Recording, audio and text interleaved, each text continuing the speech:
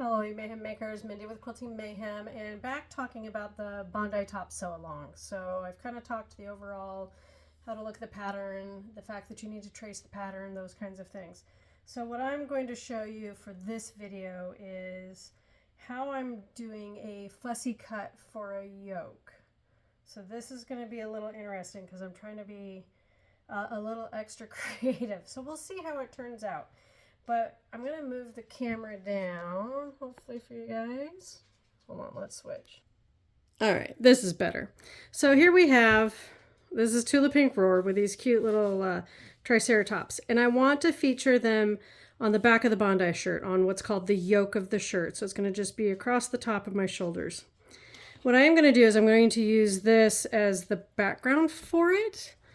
But I want to fussy cut these guys. So I have my yoke template and I'm going to pin it. So I have this guy and it's on the fold as it says. This is my grain line and I'm just using flat flower pins to pin it down. All right. And if I was just doing the yoke, that's all I would do. So if I was using, say, this green, I would just make sure I had it on a fold for whatever size I needed. I would just fold it in half, have that piece on top, cut it out. Easy peasy. That's how easy it is to cut out your pieces for a garment, is you're just laying down these templates, cutting them out. But for this guy, I'm trying to make sure he's in there. Unfortunately, he's too big. So I'm going to lose a little bit of his horns up here, but that's okay. I got his main body, which is what I want. And I'm going to use my rotary cutter. Now you can use scissors, but I'm going to use the rotary cutter and Sew to Grow's Fashion Multi-Tool. This is her pattern. This is one of her tools, and I do love it. It's a technique I learned from her website, so I highly recommend you go follow her. But I'm just going to lay it on the first edge, like the straight edges. Let's do those first. What's nice is I can just slide this along and cut.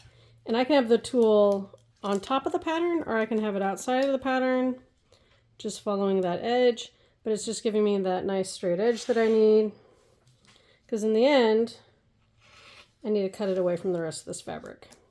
Because we're going to save the rest of this fabric for who knows what. I call it my retirement plan. It's Tula Pink fabric.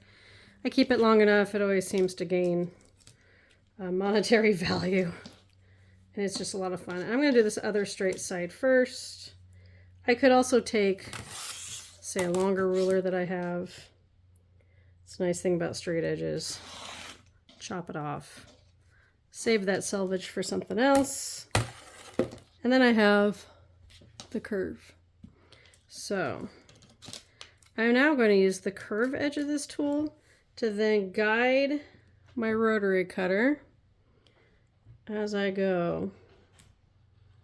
So we're just kind of doing a slow maneuver with that curve.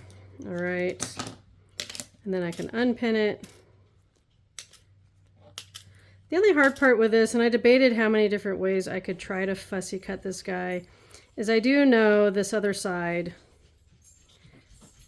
Like I knew I was going to chop off this poor guy's head, and I at least got most of this one. So I'm not super worried. And really, if I didn't want to, I may not use this as a background. This might be okay enough, because really I would just cut out this piece and just kind of this gray print that's behind it, and then applique it on top of this. But I don't know that that's worth my trouble. So I may just use this piece, because what's fun is I'm going to use then this guy as the main body. Ignore the dogs in the background. Welcome to Mayhem's home sewing room. So I think this might work. So I think that's what we'll do. But that's just how I fussy cut to cut the yoke. And then I will be doing a fussy cut of the main pieces of the garment pretty much in the same method. Is I'm going to create my fold where I need it. And I got a big piece of fabric, so I had plenty to play with. Go this end. So I'm just going to make sure that I have at least my selvages matching so that this stays straight on. Today is a day I feel I could use a larger table for all this. And then line this up on the fold. Making sure I have all these dinosaurs down here where I want them. And up high enough, you can't tell, but here, we'll move it. It was down in the selvage down here, and I don't like that. So we're going to scoot it up a little bit and just start pinning. And I use flat flower pins so the fabric lays nice and flat, and it's easier to move that multi-fashion tool. Except for, of course, as I shifted, my selvage shifted. So making sure your fabric is folded in half, nice and flat the way you want it, is key to a lot of things. Otherwise, you're going to cut it out and that fabric's going to be all waffly on one side, and you don't want that. And you don't have to pin these like right next to each other. You can just loosely pin and then just keep going. So, and then cut it out. So you get the idea. I'll do this when I have a little more space and my filming stuff is not in the way of my cutting station. But you get the gist of it. Same idea.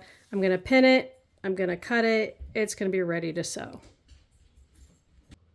So I hope that helps for you guys kind of get an idea of how to cut out the pattern from your fabric and how to kind of fussy cut, play with stuff. So that's the nice thing that I like about the Bondi top, is that I can play with fun fabrics with the pattern. And keep in mind, say if you weren't using a fabric with like the border print on the bottom like I'm doing, say a main print down the middle, what I have done is drawn a line down the middle of the print so that I knew that that needed to be the fold, and then lined my pattern up on the fold so that I got an even side of the pattern on either side when I went to cut it out. So you can do a lot of fun stuff, but if it's your first time, you may want to just start with, as I was saying, start with something plain, easy. Actually, I always tell you to do kind of a muslin mock-up type thing before you go too crazy.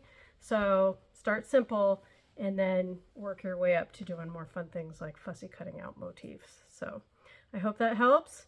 Make sure you're following us on Facebook and Instagram and TikTok and YouTube for all our tutorials. Make sure you're subscribing and liking us and sharing all that love. We do appreciate it. That's what keeps us going, is you sharing with everybody else.